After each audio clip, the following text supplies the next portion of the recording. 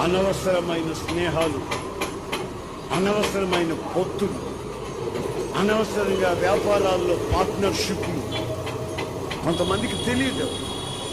విచ్చలవిడిగా ప్రవర్తించడం, మనసు వచ్చినట్లల్లా ప్రవర్తించడం, శరీరంలో వచ్చిన కోరికలను నెరవేర్చుకోవడం, మళ్ళీ ఏమీ తెలియనట్టు భక్తిగా ఉన్నట్టు నటించడం. అయితే వారిని హెచ్చరిక వస్తుంది, నీవు ఎవరితో స్నేహాలు చేస్తావు.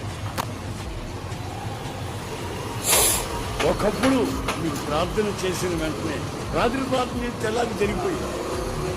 నువ్వు ప్రార్థన చేస్తే జబ్బులు బాగైపోయి, నువ్వు ప్రార్థన చేస్తే అనేకులకు మేళ్లు కలిగాయి.